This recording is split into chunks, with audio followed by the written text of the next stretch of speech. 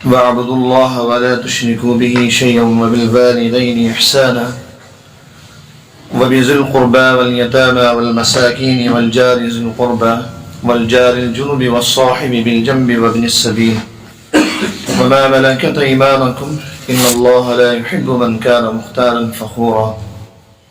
سورہ نساء آیت نمبر 35. حقوق کا بیان چل رہا تھا. یہاں سے اللہ تعالیٰ نے اپنی توحید کا بیان فرمایا ہے کہ دیکھو لوگوں، اللہ تعالیٰ کی عبادت کرو اور شرک نہ کرو. اب رہا یہ مسئلہ کہ جب حقوق کا بیان چل رہا تھا تو ایک دم اللہ تعالیٰ نے اپنی توحید کا، اپنی عبادت کا ایک دم حکم کیوں دے دیا؟ حالانکہ بعد میں پھر فوراً ایک دو آیت کے بعد وہی ذکر کریں گے کہ بھائی نے رشتہ داروں کے ساتھ اچھا سلوک کرو. تو حضرات مفسرین فرماتے ہیں کہ جس آدمی کو یعنی رشتہ داروں کے، والدین کے حقوق وہی آدمی ادا کر سکتا ہے جو آدمی اللہ تعالیٰ کے حقوق ادا کرے. جو آدمی اللہ تعالیٰ کے حقوق ادا نہ کرے اس سے رشتہ داروں کے حقوق ادا کرنے کی کیا امید لگائی جا سکتی ہے؟ اس لیے فرماتے ہیں وَاعْبُدُوا اللَّهَ، اے لوگو اللہ کی عبادت کرو، وَلَا تُشْرِكُوا بِهِ شَيْئًا، اور اس کے ساتھ کسی کو شریک نہ کرو. وَبِالْوَالِدَيْنِ إِحْسَانًا، اور والدین کے ساتھ احسان کا معاملہ کرو. حضرات مفسرین فرماتے ہیں کہ اللہ تعالیٰ نے فوراً توحید کے بعد والدین کا ذکر کر دیا اپنے ذکر کے ساتھ. تو فرماتے ہیں اس سے اشارہ ہے اس بات کی طرف کہ تمام نعمتیں تو اصل اللہ تعالیٰ ہی کی طرف سے ہیں اور اللہ تعالیٰ ہی دینے والے ہیں، لیکن ظاہری طور پر انسان کے وجود کا جو سبب بنے وہ ماں باپ ہیں. اگر ماں باپ نہ ہوتے تو میرا اور آپ کا وجود نہ ہوتا. حالانکہ حقیقی وجود تو اللہ تعالیٰ دینے والے ہیں، لیکن ظاہری طور پر اسباب کے دائرے میں دنیا میں ماں باپ کو اللہ تعالیٰ نے بچے کی پیدائش کا سبب بنایا ہے، اور وہ پھر بچپن سے لے کے بالغ ہونے تک تمام ضرورتوں کو اس کی پورا کرتے رہتے ہیں. اسی کو فرما رہے وَاعْبُدُوا اللَّهَ، اللہ کی عبادت کرو، وَلَا تُشْرِكُونَ بِهِ شَيْئًا، اور اس کے ساتھ کسی کو شریک نہ ٹھہراؤ. وَبِالْوَالِدَيْنِ إِحْسَانًا، اور والدین کے ساتھ احسان کرو. ایک جگہ فرمایا وَلَا تَقُلْ لَهُمَا اُفْ، والدین کو اف بھی نہ کہو. ماں باپ کو اللہ تعالیٰ قرآن میں فرما رہے 15ویں پارے میں وَلَا تَقُلْ لَهُمَا اُفْ، کہ انہیں اف بھی نہ کہو. اللہ تعالیٰ ہمیں معاف فرمائے، ہم سبھی اس میں مجرم ہیں. یعنی عام اکثر تو پتہ نہیں کیا کیا بول دیتے ہیں، لیکن جو بیچارے بہت دیندار بھی سمجھے جاتے ہیں، یہ اپنے آپ کو دیندار سمجھتے ہیں، وہ بھی اونٹ تو کر ہی دیتے ہیں. والدہ نے کوئی کام کہا، جائز کام کہا، اب ایک دم سردی میں رضائی میں لیٹے ہوئے ہیں اور کوئی کچھ اور کر رہا ہے، ایک دم اوہ کی آواز، اوف بس نہیں دیکھوں اوہ. اللہ تعالیٰ فرمایا اف بھی نہ کہو، یہاں تک والدین کے حکم. بلکہ ایک حدیث شریف میں آیا ہے کہ والدین جو تمہیں کہیں اسے کرو، اگر جائز حکم دیں اسے کرو، چاہے وہ یہ کہہ دیں کہ اپنا مال چھوڑ دو اور اپنی بیوی کو بھی چھوڑ دو تو چھوڑ دو اسے. یہاں تک حدیث شریف میں اللہ کے نبی نے والدین کا حقوق کا تذکرہ فرمایا. ایک جگہ فرمایا کہ اللہ تعالیٰ جتنے بھی گناہ ہوتے ہیں اکثر گناہوں کا عذاب دنیا میں نہیں دیتے، لیکن ماں باپ کی نافرمانی ایسی چیز ہے کہ اللہ تعالیٰ طرح طرح کی پریشانیاں اس کے بدلے دنیا ہی میں انسان پر بھیج دیتے ہیں. چنانچہ جگہ جگہ قرآن میں دیکھیں گے ایک جگہ فرماتے ہیں انشکر لی، میرا شکر کرو، وَلِوَالِدَيْکَ، اپنے والد کا شکر کرو. تو جہاں اتنی تاکیدات آئی ہیں کہ والدین، ایک حدیث شریف میں فرمایا کہ جو آدمی اپنے ماں باپ کا فرما بردار ہو، مطیع ہو. اب آپ بس ایک بات ذہن میں رکھیے، سے آگے لے کے چلتے رہیے. یعنی فرما بردار کا مطلب یہ کہ جائز کاموں میں ان کی فرما برداری کریں، ناجائز کاموں میں کسی کی فرما برداری نہیں ہوگی. حدیث مبارکہ ہے، آپ صلی اللہ علیہ وسلم نے فرمایا لا طاعت لمخلوق فی معصیت الخالق، اللہ کی نافرمانی کر کے کسی مخلوق کی فرما برداری کرنا جائز نہیں. تو والدین کی احکام کو مانا جائے گا اسی حد تک جہاں تک جائز ہے، اور اگر خدا نخواستہ کوئی ناجائز کام کو کہیں تو جب بھی کچھ نہیں کہنا انہیں، بس ادب سے کہہ دیں کہ میں یہ نہیں کر سکتا، آپ سے زیادہ میرے اوپر اللہ تعالیٰ کا حق ہے. اسے ایک دو بار اس طرح کہیں کہ ادب سے کہ میرے بس کا یہ کام نہیں ہو سکتا، آپ اس کے علاوہ جو کہیں وہ کر دوں گا میں. تو حدیث شریف آتا ہے کہ جو آدمی اپنے ماں باپ کا مطیع فرما بردار ہو، جب وہ اپنے ماں باپ کو محبت کی نظر سے دیکھتا ہے تو ہر نظر پر اللہ تعالیٰ ایک حج مقبول کا ثواب اس کو عطا فرما دیتے ہیں. ورنہ یہ کہیں گارنٹی نہیں لی گئی حدیث میں کہ بھائی کوئی آدمی حج کرے گا تو اس کو حج کا یعنی حج اس کا قبول ہی ہو جائے گا. اس پہ فرما رہے ہیں کہ جو آدمی مطیع فرما بردار ہو اپنے ماں باپ کا، تو اللہ جب بھی وہ اپنے ماں باپ کی طرح محبت کی نظر سے دیکھے گا تو اللہ تعالیٰ اس کو ایک حج کا ثواب عطا فرمائیں گے. ایک جگہ فرماتے ہیں نبی اکرم صلی اللہ علیہ وسلم، جو آدمی چاہے کہ میری عمر میں برکت ہو، میرے رزق میں برکت ہو، اس کو چاہیے کہ رشتہ داروں کے ساتھ صلہ رحمی کرے، یعنی ان کے حقوق ادا کرے جو جائز حقوق ہیں.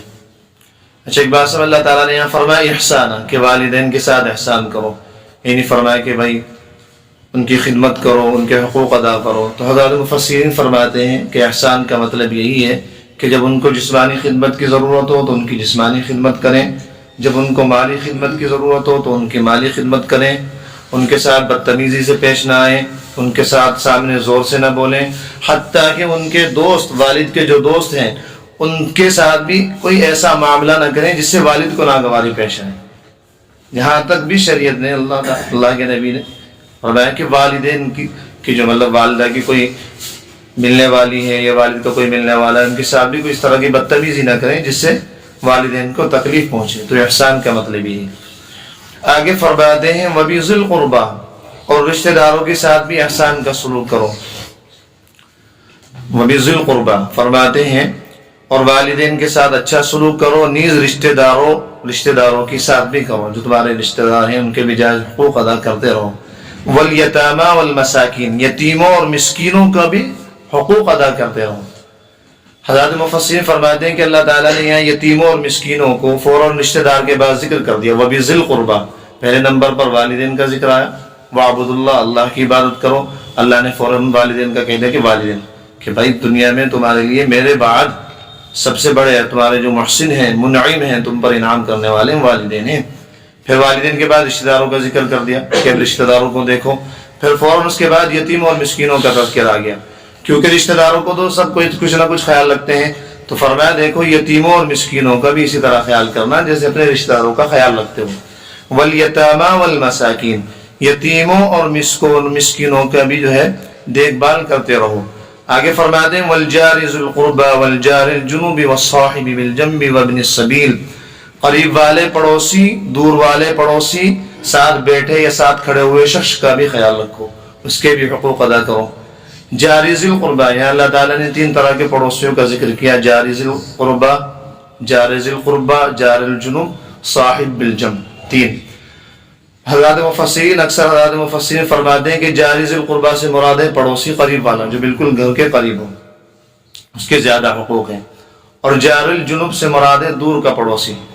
حضرت عبداللہ بن عباس رضی اللہ تعالی عنہ فرماتے ہیں کہ جاری ذی القربہ سے مراد ہے وہ پڑوسی جو رشتہ دار بھی ہیں، ایک تو پڑوسی بھی ہے اور رشتہ دار بھی ہے. اور جار الجنوب سے مراد وہ پڑوسی ہے جو صرف پڑوسی ہو. بعض حضرات مفسرین فرماتے ہیں کہ جاری ذی القربہ سے مراد مسلمان پڑوسی ہے اور جار الجنوب سے مراد غیر مسلم پڑوسی ہے.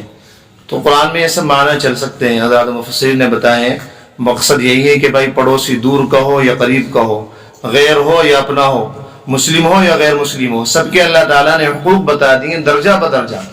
چنانچہ اگر کوئی رشتہ دار، چنانچہ ایک حدیث میں تو واضح طور پر اللہ کے نبی نے فرمایا کہ پڑوسی 3 طرح کے ہوتے ہیں. ایک پڑوسی کا 1 حق ہوتا ہے، پھر ایک پڑوسی کے 2 حق ہوتے ہیں، پھر ایک پڑوسی ایسا ہوتا ہے اس کے 3 حق ہوتے ہیں. ایک پڑوسی جس کا 1 حق ہوتا ہے وہ کون سا پڑوسی ہے؟ وہ غیر مسلم پڑوسی جس سے کوئی رشتہ داری نہ ہو. غیر مسلم ہے لیکن اس سے کوئی رشتہ داری نہیں. مثلا ایسا ہوا کہ کوئی صاحب ایمان لے کے آ گئے، اب اس کے بھائی وغیرہ رہتے ہیں وہ غیر مسلم پڑوسی جس کا کوئی حق نہ ہو، مثلا غیر مسلم ہے برابر میں لیکن ان سے کوئی رشتہ داری نہیں. ایک صورت یہ ہے کہ کوئی آدمی مسلمان ہو گیا غیر مسلم، اب اس کے ماں باپ ہیں تو یہ رشتہ دار بھی بن جاتے ہیں. تو فرماتے ہیں جار ذی القربہ سے مراد، اللہ کے نبی نے فرمایا جس کا 1 حق ہے وہ ہوتا ہے غیر مسلم پڑوسی، اور جس کے 2 حق ہیں وہ ہے پڑوسی بھی ہو اور مسلمان بھی ہو، اس کے 2 حق بن جاتے ہیں. اور جس کے 3 حق ہیں وہ یہ ہے کہ مسلمان بھی ہو، پڑوسی بھی ہو، رشتہ دار بھی ہو. اب اس کے 3 حق ہیں. اب اس کا اعلیٰ درجے کا خیال رکھنا چاہیے. اب ہم آپ بطور خود اپنے بارے میں اندازہ کر سکتے ہیں کہ ہمارا پڑوسیوں کے ساتھ کیا معاملہ ہے. ہمارے ماحول معاشرے کا اللہ ماشاء اللہ ہم میں سے اکثر لوگ اس بارے میں بہت غفلت کا شکار ہیں. بتائیے، بعض حضرات نے فرمایا کہ یہ تو دو پڑوسی ہو گئے، جار ذی القربى اور جار الجنب. آگے اللہ تعالیٰ نے فرمایا والصاحب بالجنب، تھوڑی دیر کے لیے جو پڑوسی بنے اس کا بھی خیال رکھو. آپ ٹرین میں بیٹھے ہیں، آپ کے برابر میں کوئی مسافر بیٹھا ہے تو اسے تکلیف نہ ہونی چاہیے. کوئی اس طرح کی بدتمیزی نہ کرو، وہاں سگریٹ وغیرہ نہ پیو، اس کو دھواں نہ لگے. آپ لائن میں کھڑے ہیں، آپ کی پیچھے والی لائن آپ کے برابر میں کوئی پیچھے کھڑا ہوا ہے، اس کا خیال رکھیے. آپ مجلس میں بیٹھے ہیں، یہاں تفسیر کے آپ کے برابر میں جو ہے وہ صاحب بالجنب ہے، آپ کا پڑوسی ہے، اس کا خیال رکھیں. تھوڑی سی جگہ کر دیں، کھسک جائے اس کو جگہ دے دیں. یہ تین پڑوسی یہاں تک اللہ تعالیٰ نے خیال رکھا ہے. تو پڑوسیوں کا معاملہ بڑا اہم ہے. ایک جگہ اللہ کے نبی نے فرمایا اللہ کی قسم وہ مومن نہیں، اللہ کی قسم وہ مومن نہیں، اللہ کی قسم وہ مومن نہیں. صحابہ نے پوچھا یا رسول اللہ کون؟ فرمایا لا یأمن جارہ بوائقہ، کہ جس کا پڑوسی اس کی تکلیفوں سے محفوظ نہ ہو.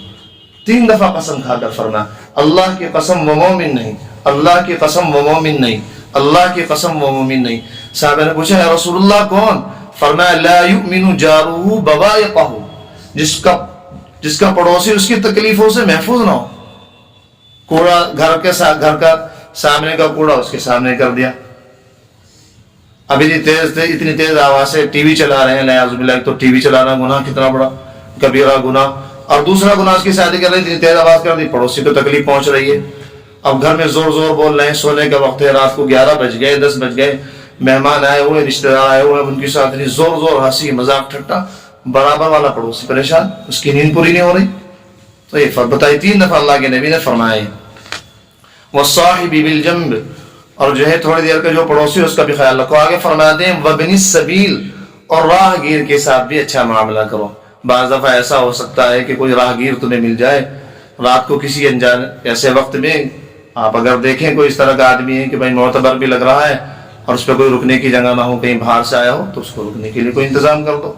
یہ کوئی راہگیر ایسا ہے کہ اسے پیسوں کی ضرورت ہے، آپ کو کوئی راہگیر ایسا ملا، آپ اس کی صورت سے، اس کے حلیے سے یا اس کی بول چال سے محسوس کر رہے ہیں کہ آدمی صحیح ہے. اور وہ کہہ رہا ہے کہ بھی مجھے آگے جانا تھا، میرے پاس پیسے تھے، ابھی میری جیب کر گئی، مجھے آگے جانا ہے. ویسے اس طرح ٹھگ بہت پھر رہے، لیکن آپ کو جب محسوس ہو کہ واقعی یہ صحیح ہے، پھر اس کی مدد کیجیے. وابن السبیل، اور راہگیر کے ساتھ بھی اچھا معاملہ کرو.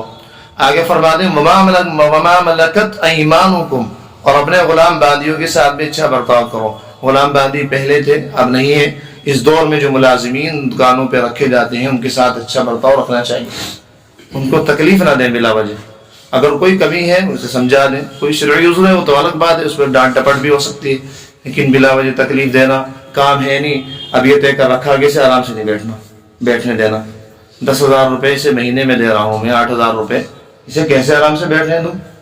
اب اسے دوسرے کام میں الجھا رکھا، اب یہ کر لے وہ کر لے، جس کی ضرورت بھی نہیں. اب یہ لیا جا کے، اب گھر سے اب یہ لیا فلانا کر لے، کہ بس میں نے 10,000 روپے دینے ہیں نا اسے، تمہیں سے آرام سے نہیں بیٹھنے دینا.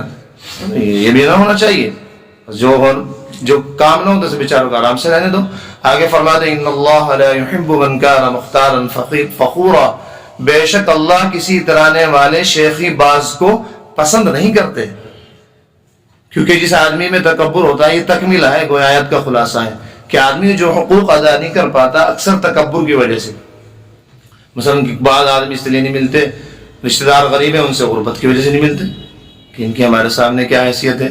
سب کی دعوت کی، مالداروں کی، غریب رشتہ دار کی دعوت نہیں کی. فرمایا اللہ تعالیٰ ہمیں بالکل ایسا آدمی بالکل پسند نہیں ہے جس کے اندر تکبر ہو اور شیخی باز ہو، اپنے غریب رشتہ داروں کا خیال نہ رکھتا ہو. ان اللہ لا يحب من كان مختارا فخورا، بے شک اللہ تعالیٰ کسی ترانے والے شیخی باز کو پسند نہیں کرتے. میں نے بتایا تھا حدیث شریف میں آیا ہے، اللہ کے نبی نے فرمایا کہ جس آدمی کے دل میں رائی کے دانے کے برابر بھی اتنی بڑائی ہوگی، تکبر ہوگا، وہ جنت میں داخل نہیں ہوگا. اللہ تعالیٰ فرماتے ہیں الکبریاء ردائی، بڑائی میری چادر ہے. اب جو آدمی اپنے آپ کو بڑا بنانا چاہتا ہے، بڑا بننا چاہتا ہے، اس کے دل میں تکبر ہے، تو گویا وہ اللہ تعالیٰ کی علیہ باللہ چادر گھسیٹنا چاہ رہا ہے، اللہ تعالیٰ کا لباس گھسیٹنا چاہ رہا ہے. اللہ تعالیٰ فرما رہے الکبریاء ردائی، کبریائی بڑائی میری چادر ہے. جس آدمی کے دل میں تکبر ہو، اپنے آپ کو دوسروں سے بڑا سمجھتا ہو، تو گویا اللہ تعالیٰ کا مقابلہ کر رہا ہے. فرمایا کہ یہ آدمی جنت میں نہیں جائے گا، رائی کے دانے کے برابر بھی اگر تکبر ہوگا. آگے فرماتے ہیں الذین، ایک صحابی نے پوچھا یا رسول اللہ، آپ نے فرمایا اسی طرح کہ بھئی جس آدمی کے دل میں تکبر ہوگا رائی کے دانے کے برابر، وہ جنت میں نہیں جائے گا۔ ایک صحابی کہنے لگے کہ آدمی چاہتا ہے کہ میرے کپڑے اچھے ہوں، میرا جوتا اچھا ہو۔ آپ نے فرمایا یہ تکبر نہیں ہے، تکبر تو یہ ہے کہ آدمی حق بات کو مانے نہ اور دوسروں کو ذلت کی نگاہ سے دیکھے۔ تکبر کسے کہتے ہیں؟ دو چیزوں کا نام ہے، البطر بالحق، حق کو نہ ماننا، وغمت الناس، لوگوں کو چھوٹا سمجھنا۔ کسی نے حق بات کہی، حق بات ہے، شریعت کے مطابق ہے، اب اس کے نکار دیں کہ نہیں، ایک آدمی بیچارہ درجے میں چھوٹا ہے، برادری سے چھوٹا ہے، مال کے اعتبار سے چھوٹا ہے، اب اس نے صحیح بات بتائی شریعت کی، اس کی بات ہی انسنی کر دی کہ چپ بیٹھ، کیا تجھے بولنے کی ضرورت ہے؟ فرمایا یہ ہے آدمی حق کا انکار کرنے والا اور دوسروں کو چھوٹا سمجھنے والا، یہ ہے تکبر۔ اچھے کپڑے پہننا، اچھا کھانا، اچھا لباس پہننا، اچھے جوتے پہننا، یہ تکبر نہیں ہے۔ اگر آدمی کے دل میں تکبر ہو کہ میں نے اچھا لباس پہن رکھا تو میں آج اچھا لگوں گا، لوگوں کی نظر میں میری وقاحت ہوگی، وہ الگ بات ہے۔ آگے فرماتے ہیں الذین یبخلون ویأمرون الناس بالبخل، یعنی اللہ تعالیٰ جن کو پسند نہیں کرتے، تکبر بازوں کو، شیخی بازوں کو، یہ کون لوگ ہیں؟ ایسے لوگ جو خود بھی کنجوسی کرتے ہیں اور دوسروں کو بھی کنجوسی کی تلقین کرتے ہیں، خود اللہ کے راستے میں ایک پیسہ خرچ نہیں کرنا جانتے اور یہ چاہتے ہیں کہ کوئی دوسرا بھی خرچ نہ کرے۔ چنانچہ ایک حدیث شریف میں آیا، نبی اکرم صلی اللہ علیہ وسلم نے فرمایا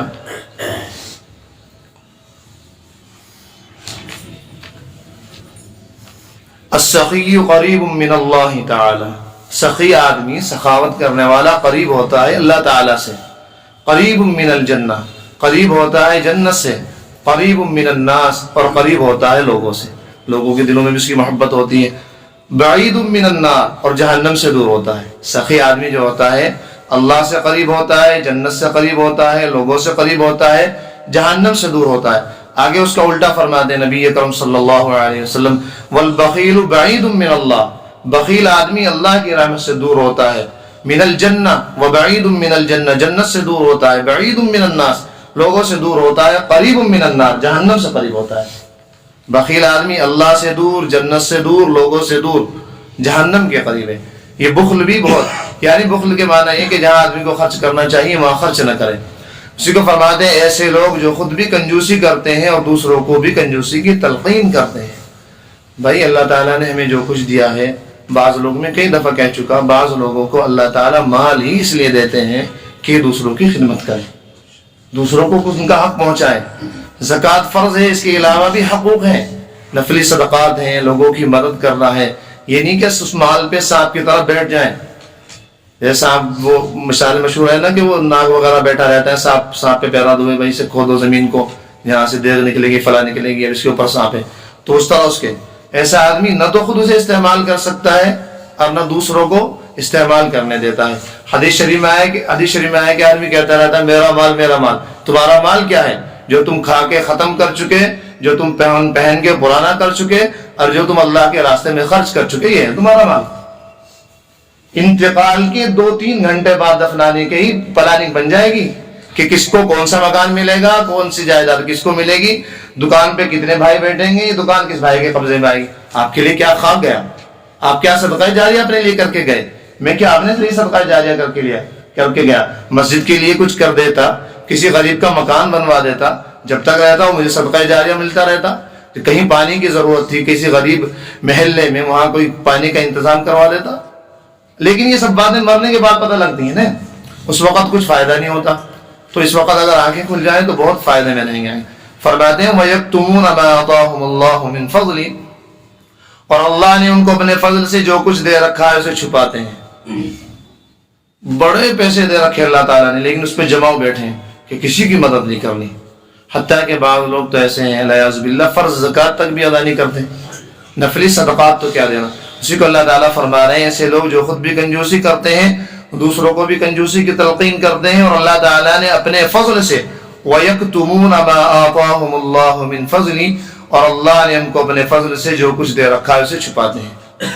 بھائی جو کچھ دیا ہوا ہے ہمارے پاس اللہ ہی کے فضل سے تو ہے۔ یہ کوئی آدمی کہہ سکتا ہے میں نے اپنی عقل سے، اپنی صلاحیت سے، اپنی محنت سے میں نے کچھ کمایا ہے؟ دیکھیے کتنے محنت کرنے والے ہیں، 24 گھنٹے محنت کرنے والے بیچارے کس طرح دھکے کھا رہے ہیں، کس طرح محروم ہیں۔ فرمایا یہ لوگ اللہ کے مال کو چھپائے ہوئے بیٹھے ہیں، چھپانا نہ چاہیے۔ فرماتے ہیں وَأَعْتَدْنَا لِلْكَافِرِينَ عَذَابًا مُهِينًا، اور ہم نے ایسے ناشکروں کے لیے ذلیل کر دینے والا عذاب تیار کر رکھا ہے۔ جس آدمی کو اللہ مال و دولت دے اور پھر وہ اللہ کے راستے میں خرچ نہ کرے، یہ گویا ناشکری ہے۔ فرماتے ہیں وَأَعْتَدْنَا لِلْكَافِرِينَ عَذَابًا مُهِينًا، اور ہم نے ایسے ناشکروں کے لیے ذلیل کر دینے والا عذاب تیار کر رکھا ہے۔ کافر آپ یہ نہ سمجھیں کہ کافر صرف اسی کو کہتے ہیں جس کو ہمارے عام طور پہ سمجھتے ہیں۔ کافر عربی کا لفظ ہے، کافر کے معنی آتے ہیں انکار کرنے والا۔ جو آدمی ناشکری کر رہا ہے وہ بھی اللہ تعالیٰ کی نعمت کا انکار کر رہا ہے۔ تو ہر جگہ کافر کے معنی وہی نہیں ہوتے، اکثر تو معنی یہی ہوتے ہیں کہ جو اللہ کو نہ مانے وہ کافر ہے، لیکن ناشکرے کو بھی کافر کہتے ہیں۔ یہاں اللہ تعالیٰ نے کافر کا لفظ استعمال کیا، وَأَعْتَدْنَا لِلْكَافِرِينَ، یعنی ناشکروں کے لیے ہم نے عذاب تیار کر رکھا ہے۔ آگے فرماتے ہیں بھائی یہ لوگ تو ایسے تھے، بخیل تھے، کچھ نہیں خرچ کر رہے، لیکن بیچارے کچھ لوگ خرچ کرتے ہیں، اب اس میں دکھلاوا آ جاتا ہے، اس میں ریا آ جاتا ہے، اس میں تکبر آ جاتا ہے، بھئی یہ بھی نقصان کی بات ہے۔ اسے فرماتے ہیں وَالَّذِينَ يُنْفِقُونَ أَمْوَالَهُمْ رِئَاءَ النَّاسِ، اور وہ لوگ جو اپنے مالوں کو لوگوں کو دکھلانے کے لیے خرچ کرتے ہیں۔ تکبر سے اللہ تعالیٰ ہماری حفاظت فرمائے۔ چنانچہ حدیث شریف میں آیا ہے نا، ایک مالدار کو اللہ تعالیٰ قیامت کے دن بلائیں گے، فرمائیں گے کہ بتاؤ میں نے تمہیں اتنا مال دیا تھا، کیا کیا تم نے؟ کہے گا کہ یا اللہ میں نے آپ کے لیے خوب خرچ کیا، خوب خرچ کیا، خوب خرچ کیا۔ تو اللہ تعالیٰ فرمائیں گے وہ تو تم نے اپنے نام کے لیے خرچ کیا تھا کہ لوگ تمہیں سخی کہے، وہ کہا جا چکا، فرشتوں کو حکم ہوگا کہ جہنم میں ڈال دو، سر کے بل گھسیٹ کر اس کو جہنم میں ڈال دیا جائے گا۔ ایسے ہی ایک مجاہد کو کھڑا کیا جائے گا، جی کیا کیا آپ نے ہمارے لیے، کہ آپ کے لیے اتنا لڑا اتنا لڑا اتنا جہاد کیا، حتیٰ کہ اپنی گردن تک کٹا لی۔ فرمایا جائے گا نہیں، جہاد تو اس لیے کیا تھا کہ لوگ مجاہد کہیں، غازی کہیں، وہ ہو چکا دنیا میں، جاؤ اسے بھی جہنم میں رکھا دو۔ ایک عالم صاحب کو کھڑا کیا جائے گا، آپ آئیے کیا کیا ہمارے لیے، جی مدرسے میں 10 سال لگائے، 15 سال لگائے اخلاص کے ساتھ آپ کے لیے، اور آگے تفسیر کی، بیان کیا، لوگوں کو دین کی بات بتائی تاکہ آپ راضی ہو جائیں اللہ۔ کہ نہیں، بالکل ایسا نہیں تھا، تم نے لوگوں کو اپنی طرف متوجہ کرنے کے لیے، لوگوں کو اپنی طرف کھینچنے کے لیے سب کیا۔ یاد آ دنیا میں تمہیں یہ سب کچھ اس کا بدلہ مل چکا، جاؤ اسے بھی جہنم میں رکھا دو۔ یہ سب واقعات ہوں گے۔ اسی کو فرماتے ہیں ایسے لوگ جو اپنے مال کو دکھانے کے لیے خرچ کرتے ہیں اور نہ اللہ پر ایمان رکھتے ہیں نہ روز آخرت پر۔ وَمَن يَكُنِ الشَّيْطَانُ لَهُ قَرِينًا فَسَاءَ قَرِينًا، اور شیطان جس کا ساتھی بن جائے تو وہ بدترین ساتھی ہوتا ہے۔ آگے فرماتے ہیں وَمَاذَا عَلَيْهِمْ لَوْ آمَنُوا بِاللَّهِ وَالْيَوْمِ الْآخِرِ وَأَنفَقُوا مِمَّا رَزَقَهُمُ اللَّهُ، بھلا ان کا کیا بگڑ جاتا اگر یہ اللہ پر اور یوم آخرت پر ایمان لے آتے۔ اللہ تعالیٰ کافروں کے بارے میں کہہ رہے ہیں کہ بھائی ان کافروں کا بھلا کیا بگڑ جاتا اگر یہ ہمارے پر اور آخرت کے دن پر ایمان لے آتے، فائدہ ہی فائدہ تھا، لیکن اگر ہمارا انکار کیا تو نقصان ہے۔ فرماتے ہیں وَمَاذَا عَلَيْهِمْ لَوْ آمَنُوا بِاللَّهِ وَالْيَوْمِ الْآخِرِ وَأَنفَقُوا مِمَّا رَزَقَهُمُ اللَّهُ، بھلا ان کا کیا بگڑ جاتا اگر یہ اللہ اور یوم آخرت پر ایمان لے آتے اور اللہ نے ان کو جو رزق عطا فرمایا ہے اس میں سے کچھ نیک کاموں میں خرچ کر دیتے۔ وَكَانَ اللَّهُ بِهِمْ عَلِيمًا، اللہ کو ان کا حال خوب معلوم ہے کس طرح خرچ کرتے ہیں۔ جو ہم جتنے بھی اعمال کرتے ہیں، خرچ کرتے ہیں، ان کا سب بدلہ ملے گا۔ اللہ تعالیٰ اسی کو آگے فرماتے ہیں إِنَّ اللَّهَ لَا يَظْلِمُ مِثْقَالَ ذَرَّةٍ، سن لو اللہ تعالیٰ کا معاملہ تو یہ ہے اللہ ذرہ برابر بھی کسی پر ظلم نہیں کرتے۔ لہذا تم نے نیک اعمال کی، اللہ کی راہ میں خرچ کیا، تو ایسا نہیں کہ اللہ تعالیٰ اس میں سے کچھ کمی کر دے، یا تم نے کوئی گناہ نہیں کیا اس گناہ کو لکھوا دے، نہیں، ایسا نہیں ہوگا۔ إِنَّ اللَّهَ لَا يَظْلِمُ مِثْقَالَ ذَرَّةٍ، اللہ ذرہ برابر بھی کسی پر ظلم نہیں کرتے۔ اللہ تعالیٰ ظلم تو کیا کریں گے، تمہاری نیکی کو تو مطلب کیا اس کا بدلہ نہیں دینے، ہمارا معاملہ تو یہ ہے وَإِن تَكُ حَسَنَةً يُضَاعِفْهَا، اگر کوئی نیکی ہو تو اسے کئی گناہ کر دیتے ہیں۔ قاعدہ اللہ تعالیٰ کے یہاں یہ ہے کہ ایک نیکی کے بدلے 10 نیکی ملتی ہے، یہ اللہ تعالیٰ کے یہاں ایک مستقل قاعدہ ہے۔ اور بعض احادیث مبارک میں آیا ہے کہ آدمی کے اخلاص کی وجہ سے، للہیت کی وجہ سے بعض اعمال کا ثواب 20 لاکھ گناہ تک بھی بڑھا دیا جاتا ہے، 20 لاکھ گناہ تک بھی۔ اسی کو فرماتے ہیں وَإِن تَكُ حَسَنَةً يُضَاعِفْهَا، اللہ تعالیٰ ایک نیکی کو بڑھا دیتے ہیں، وَيُؤْتِ مِن لَّدُنْهُ أَجْرًا عَظِيمًا، اور خود اپنے پاس سے بھی اجر عظیم عطا فرماتے ہیں۔ آگے کہتے ہیں فَكَيْفَ إِذَا جِئْنَا، ابھی سب معاملات بتا دیے، بھائی دوسروں کے حقوق ہیں، ایسا کرنا چاہیے، ایسا کرنا چاہیے، بخل نہ کرنا چاہیے، آدمی کو خرچ کرتے رہنا چاہیے۔ آگے آخرت کے بارے میں نے بتایا تھا اللہ تعالیٰ کا قاعدہ یہی ہے کہ کچھ قوانین بتا دیتے ہیں، کچھ حقوق بتا دیتے ہیں، پھر اس کے بعد آخرت کے بارے میں بتاتے ہیں تاکہ آدمی آخرت کے ذریعے تیار ہو۔ اسی کو فرماتے ہیں فَكَيْفَ إِذَا جِئْنَا مِن كُلِّ أُمَّةٍ بِشَهِيدٍ وَجِئْنَا بِكَ عَلَىٰ هَٰؤُلَاءِ شَهِيدًا۔ پھر یہ لوگ سوچ رکھیں